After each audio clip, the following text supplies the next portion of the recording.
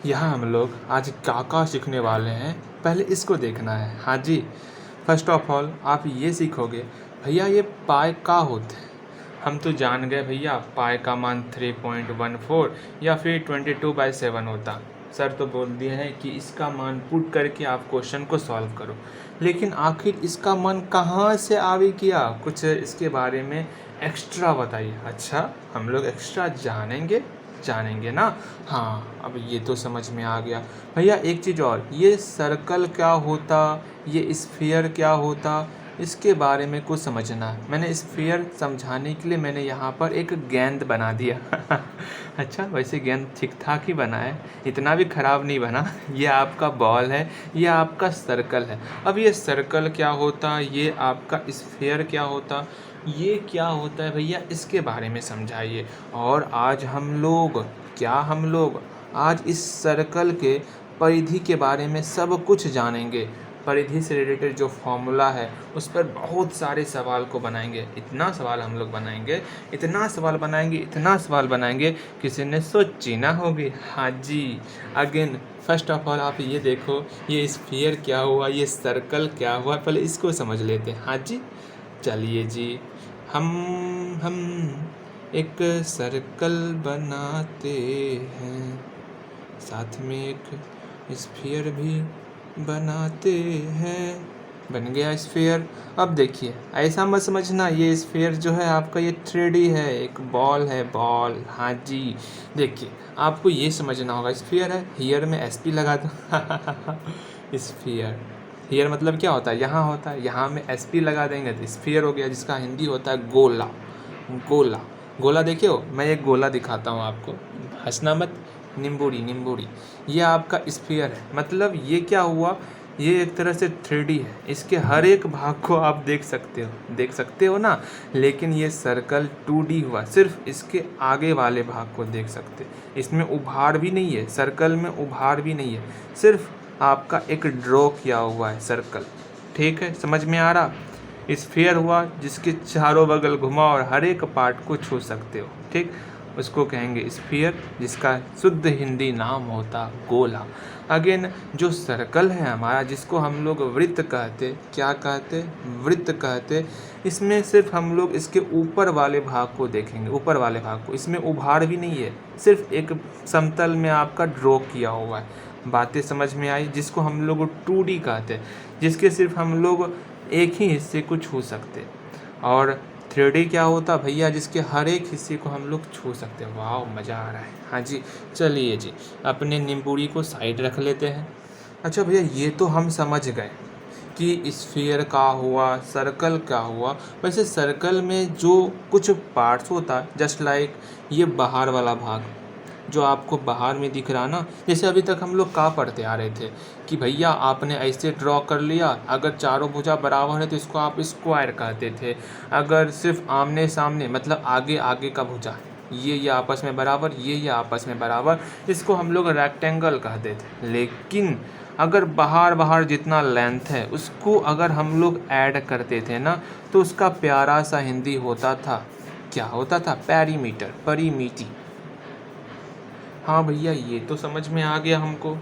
ये तो भैया सही कहे आप, इसको हम लोग परिमिति कहते थे, जिसका इंग्लिश पेरीमीटर होता था। सेम वही चीज़, इसके चारों बगल जो लेंथ होगा ना, ध्यानपूर्वक समझना, इसके चारों बगल जो घेरा है, इस घेरे को अगर सम कर देंगे, इसी का नाम है सरकमफेरेंस। जो सर्कल बना रहा है, जो भी आपका रेखा सर्कल बना रहा है, उसको हम लोग कहते हैं सरकमफेरेंस। बोलो मेरे साथ, सर्कल बनाने वाले रेखे को सरकमफेरेंस कहते हैं। वाह भैया, मज़ा आ गया, सरकमफेरेंस। हाँ जी, ये तो समझ में आया, सरकमफेरेंस क्या हुआ। हाँ, जिसको हम लोग हिंदी में क्या कहते हैं बताओगे भैया? अभी तक आप यहाँ पे बोल रहे थे इसको परिमिति कहते, परिमिति कहते, क्या इसको भी परिमिति कहेंगे? सेम मिलता जुलता नाम है, जिसका नाम है आपका परिधि। क्या नाम है? परिधि। हाँ, ये तो समझ में आ गया भैया, जो इसको घेरा उसको परिधि कहे। अब इसमें मात्र आपको 3 चीज़ समझना है। पहला चीज़ समझ गए, क्या? परिधि। दूसरा चीज़ आपको देखना है बीच में एक केंद्र होता है। जब भी आप एक सर्कल का निर्माण करोगे तो जहाँ पर कंपास का नोक रख दोगे वह आपका सेंटर बन जाएगा, और सेंटर से आता है ना सर्कल बनाने, हाँ जी, और उस सेंटर से इस परिधि तक का डिस्टेंस, सरकमफेरेंस तक का डिस्टेंस, इसको हम लोग कहते हैं रेडियस। भैया नाम कितना अलग अलग है। रेडियस जिसका हिंदी नाम होता है त्रिज्या। बस मैंने क्या कहा, आपको 3 चीज़ें ध्यान में रखनी। पहली चीज़ है सरकमफेरेंस ध्यान में रखना। भैया हम ध्यान में रख लिए सरकमफेरेंस क्या होता है। चलिए भैया हम ध्यान में रख लिए सरकमफेरेंस। दूसरी चीज़ें बताइए। दूसरी चीज़ें आपको ध्यान में रखनी होगी रेडियस। चलिए भैया हम रेडियस को अपने दिमाग के कब्जे में रख लेते हैं। तीसरी चीज़ें बताइए। अब यहाँ से लेके यहाँ तक रेडियस, अगर इसको भी पूरा मिला देंगे, यहाँ से लेके यहाँ तक पूरा मिला देंगे, तो आपका इस सिरा से इस सिरे के बीच का टोटल डिस्टेंस, उसको हम लोग कहते क्या पता है आपका? मीटर में डाई लगा दो, डायमीटर। वाह भैया क्या ही बात बोले, क्या मीटर में डाई लगा देना, DIA, डायमीटर, METER, डायमीटर। वाह मज़ा आ गया। अच्छा भैया ये तो समझ में आ गया। इस सरकमफेरेंस को हम लोग स्मॉल c से डिनोट करते, इस रेडियस को हम लोग स्मॉल r से डिनोट करते, इस डायमीटर को हम लोग स्मॉल d से डिनोट करते। अच्छा अभी हम लोग एरिया के बारे में भी पढ़ेंगे। हम लोग तत्काल लिख देते एरिया, लिख दें, हाँ लिख देते हैं एरिया, लिख दें एरिया। चलिए एरिया लिख दिए, जिसको हम लोग ए कहते हैं। चलिए भैया ये तो हमको समझ में आ गया, लेकिन अब हमको इसको रटना है। रटना क्या है, समझना है। पहला चीज़ सरकमफेरेंस, जिसको हम लोग परिधि कहते हैं हिंदी में, हाँ जी, इसको किससे डिनोट करते? सी से डिनोट करते। सरकमफेरेंस को सी से डिनोट करते, सरकमफेरेंस को सी से डिनोट करते। बोलो मेरे साथ, सरकमफेरेंस मतलब परिधि, जिसको हम लोग सी से डिनोट करते। रेडियस मतलब त्रिज्या, इसको हम लोग स्मॉल r से डिनोट करते। त्रिज्या रेडियस, रेडियस को हम लोग r से डिनोट करते, रेडियस को हम लोग r से डिनोट करते, रेडियस को हम लोग r से डिनोट करते हैं। समझ में आ रहा है वैष्णवी जी? हाँ जी। अगेन अगेन अगेन डायमीटर की जब हम लोग बात करेंगे, डायमीटर मतलब हुआ व्यास। हाँ जी। अच्छा भैया व्यास, व्यास को हम लोग स्मॉल d से डिनोट करते, डायमीटर को d से डिनोट करते, डायमीटर को d से डिनोट करते, मीटर में डाई लगाते हैं, डायमीटर को d से डिनोट करते, डायमीटर को d से डिनोट करते। और एरिया हमारा a है, एरिया क्या है? a, एरिया मतलब क्षेत्रफल। अच्छा भैया ये सब तो हम समझ में आ गया हमको किससे किसको डिनोट करते, और आपको इसको समझना पड़ेगा। चलिए हम लोग अपने सेकंड जो मैंने आपको बताया था, आखिर ये पाई क्या है, पहले इसको समझेंगे, उसके बाद इसके फॉर्मूले पर, मज़ेदार फॉर्मूले पर, मन खुश हो जाएगा, इतना मज़ेदार फॉर्मूला है, उस पर फिर आएंगे। फर्स्ट ऑफ ऑल पहले पाई समझो क्या होता। सपोज आप कोई भी सर्कल का निर्माण कर लो, मेरे पास कोई डिवाइडर है ना, हाँ जी, अभी रुकिए मैं आपके सामने प्रैक्टिकल करूँगा। ओहो देख के छोटे देख के। चलिए हाँ आपके सामने 3-4 सर्कल का निर्माण करेंगे। एक छोटा सर्कल, अरे अच्छे से बनना, नाम मत खराब करना, ठीक। देखो बनाने का तरीका गलत है, कोई बात नहीं, मेरा डिवाइडर साथ देगा। एक बड़ा सर्कल, छोटा सर्कल बनाएंगे, एक बहुत छोटा सर्कल। ला ला ला ला ला, हाँ जी हाँ जी हाँ जी, ला ला ला ला। जहाँ पे डिवाइडर का नोक है, इसको हम लोग कंपास कहते हैं वैसे, सॉरी, जहाँ पर कंपास का नोक है इसको हम लोग कहेंगे सेंटर। अरे हट जा। आप जितना जो भी आपको बनाना हो सर्कल, आप वो क्रिएट करो। और आपका जो ये सरकमफेरेंस है, जो बाहर दिख रहा, इसको हम लोग सरकमफेरेंस को किससे डिनोट करते? बोलो, स्मॉल c से। जो हमारा ये सरकमफेरेंस है, इसमें भी ये हमारा क्या है? सरकमफेरेंस, जिसको हम लोग स्मॉल c से डिनोट करते।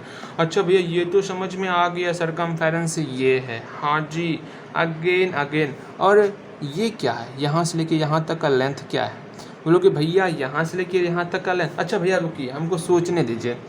सोचते हैं, क्या कहे थे भैया हमको, क्या कहे थे भैया? हाँ भैया याद आ गया, आपने कहा था यहाँ से लेके यहाँ तक का डिस्टेंस, जिसको हम लोग डायमीटर कहते थे, व्यास कहते थे। अच्छा इसको डिनोट किससे करते थे भैया? इसको डिनोट करते थे हम स्मॉल d से, मतलब डायमीटर। चलिए जी, अब जानते हो एक बात, इस पाई का निर्माण कैसे किया गया?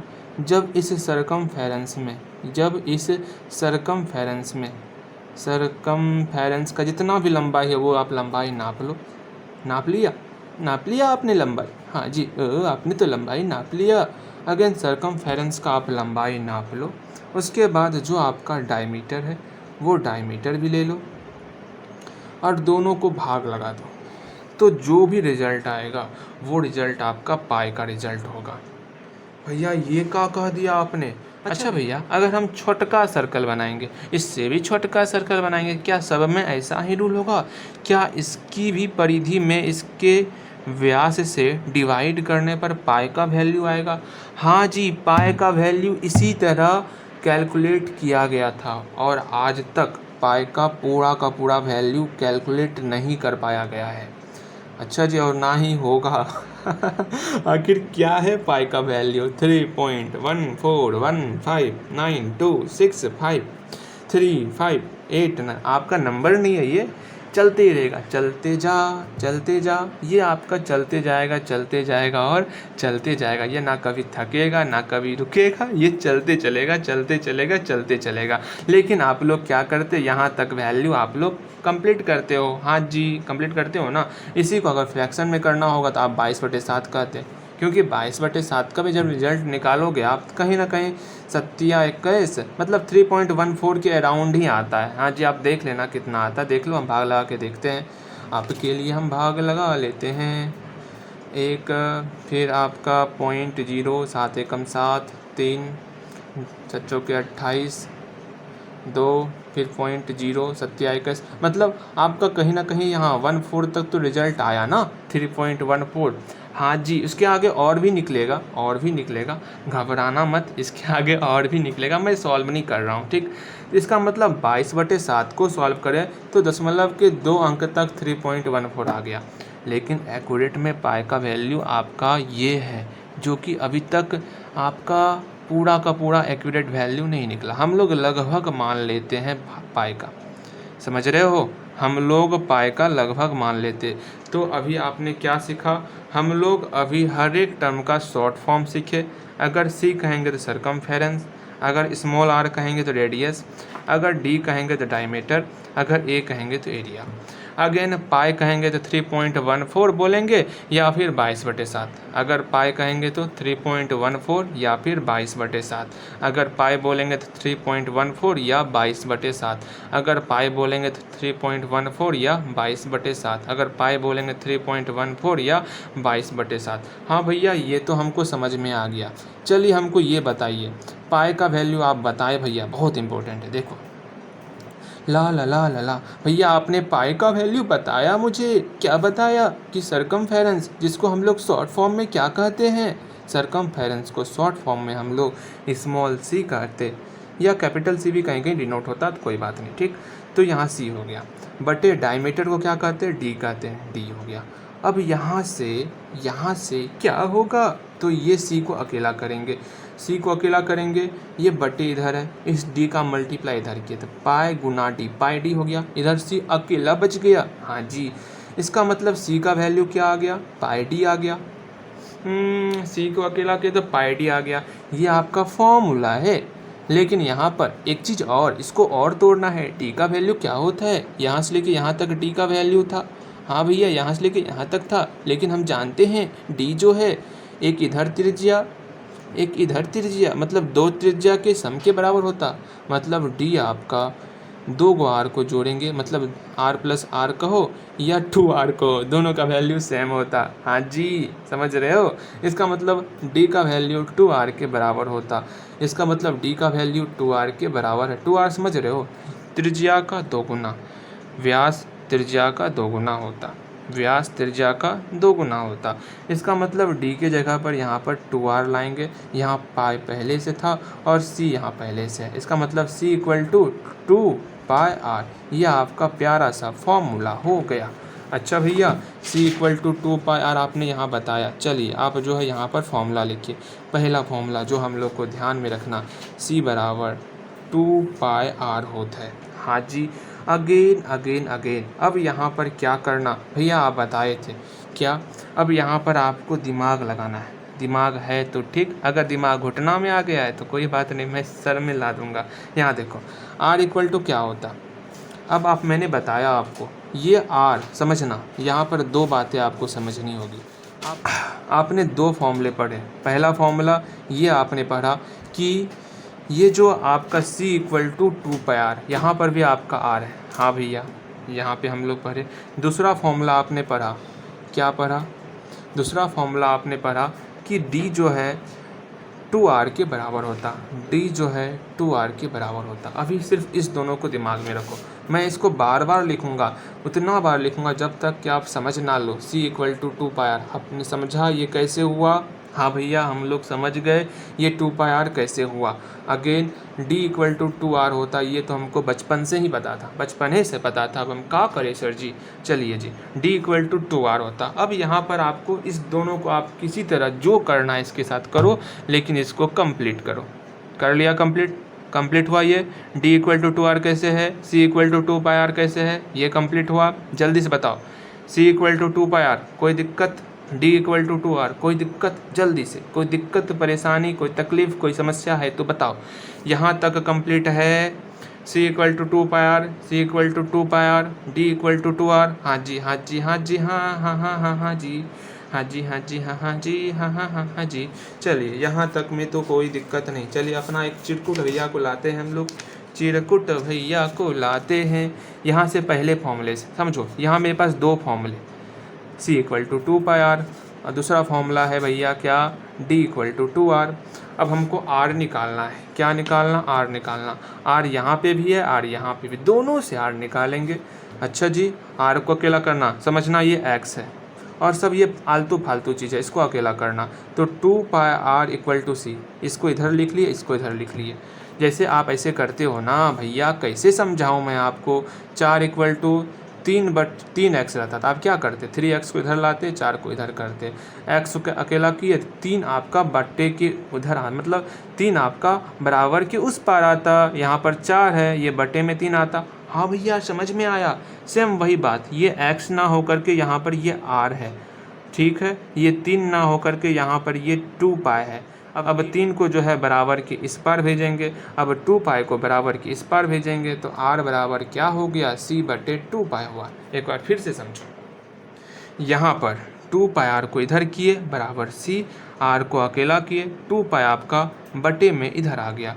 इसका मतलब यहाँ से r का वैल्यू C/2π आया। हाँ भैया, समझ में आ गया। हाँ जी। अगेन यहाँ पर क्या? यहाँ पर भी हम लोग r को अकेला करेंगे। हाँ जी। अब इस 2r को इधर लेते आ गए, d हो गया। r = क्या होगा? D/2 हो जाएगा। हो गया। कोई समस्या, कोई परेशानी नहीं ना? देखो, 2r इधर आया, d इधर आया, r को अकेला, 2 को उधर डिवाइड में भेज दिए। r = D/2, तो यहाँ पर r = D/2 करेंगे और आपका r = C/2π करेंगे। भैया इतना याद रखेंगे? नहीं जी, आपको सिर्फ यही दो फॉर्मूले याद रखने हैं। सिर्फ आपको यही, एक ये फॉर्मूला याद रखना और एक ये फॉर्मूला, मतलब जो मैंने यहाँ पर लिखा है ना, सिर्फ आपको यही याद रखना, क्योंकि r का वैल्यू इस फॉर्मूले से आया, जो कि आप निकाल सकते हो। अगेन ये जो फॉर्मूला है r, इस फॉर्मूले से आया, जो कि आप निकाल सकते हो। मैंने आपको बताया है निकालना, बताया है ना, x का वैल्यू निकालना। शायद से भूल गए हो, बताया है मैंने। चलो जी, ये तो भैया हो गया। अब d का वैल्यू कैसे निकालेंगे? इसमें d तो पहले से हम तो याद ही कर लिए हैं, क्या होता। हाँ जी भैया, यहाँ से d का फॉर्मूला क्या होगा? 2r। चलिए चलिए चलिए, d = 2r होता है।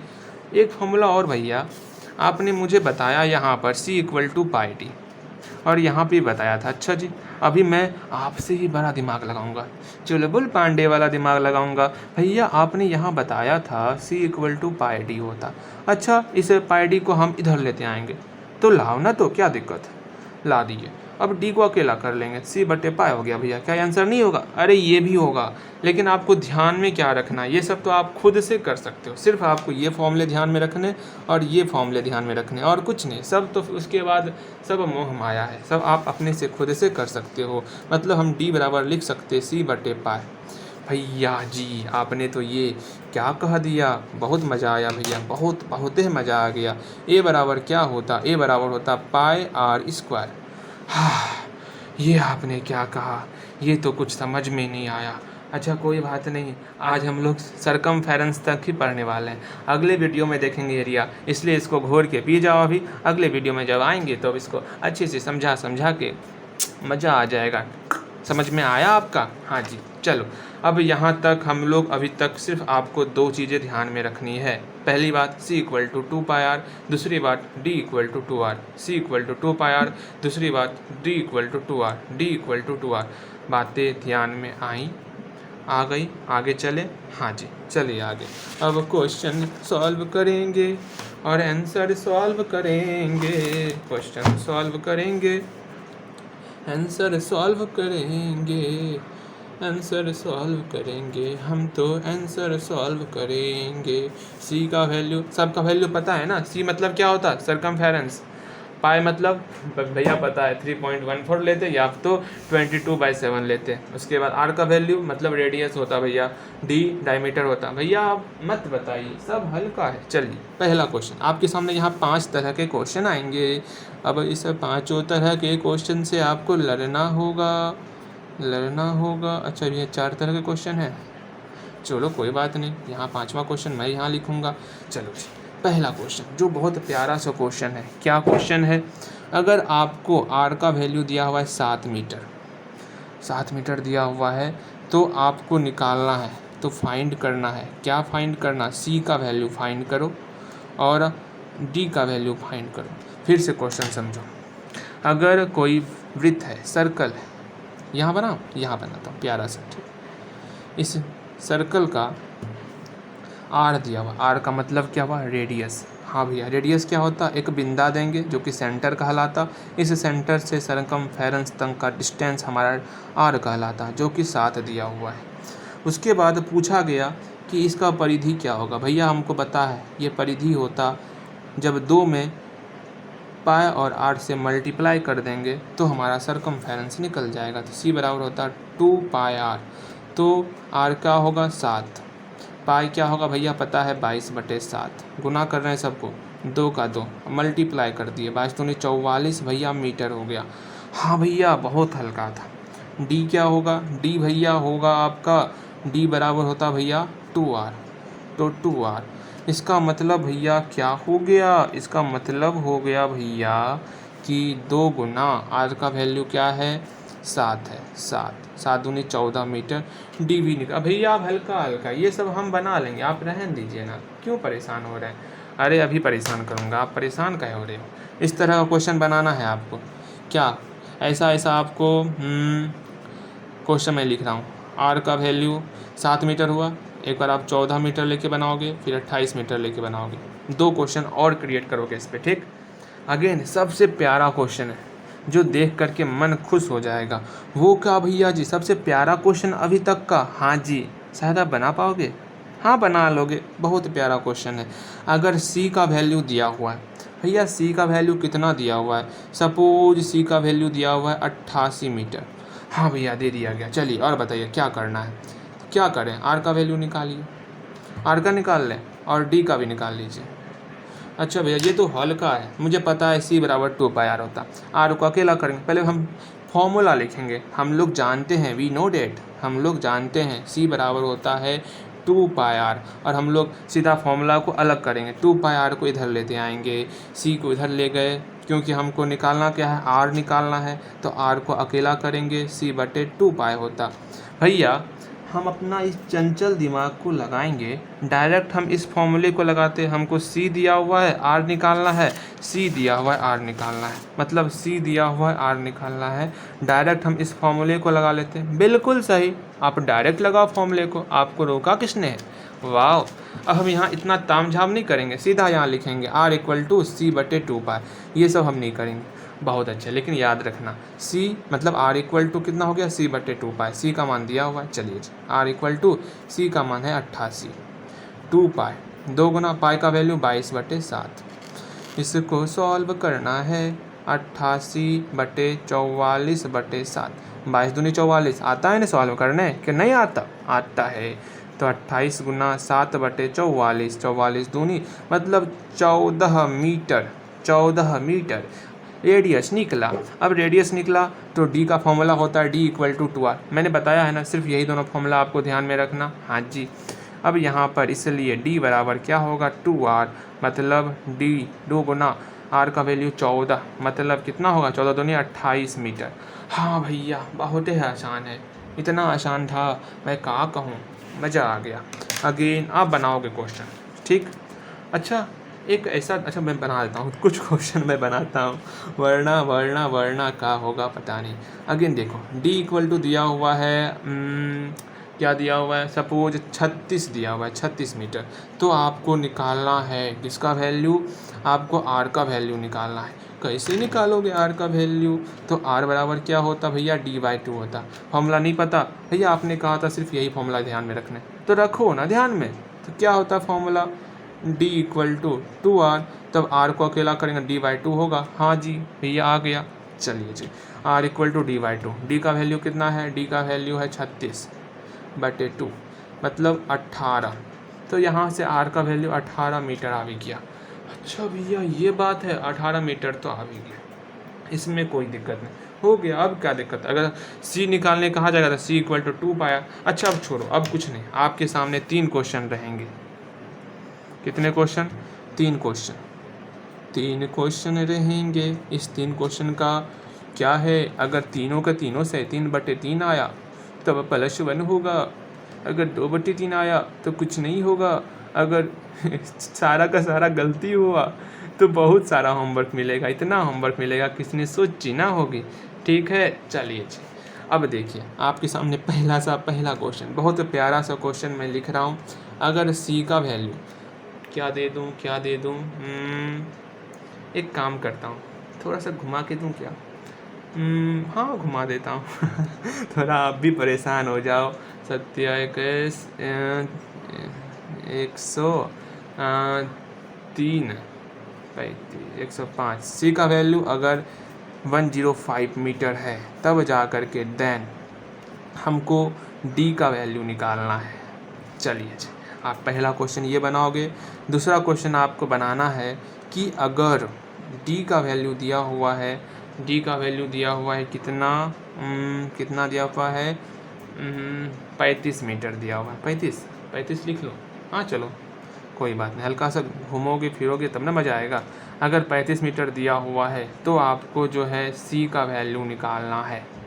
तीसरा क्वेश्चन आपको दिया हुआ है, बहुत प्यारा सा क्वेश्चन है कि अगर आर का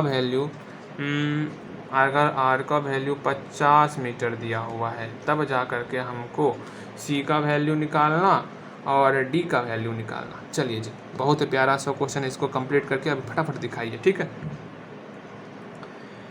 समझ में आ रहा है, चलिए जी, चलो आगे हम लोग देखेंगे एरिया बाद में, ठीक।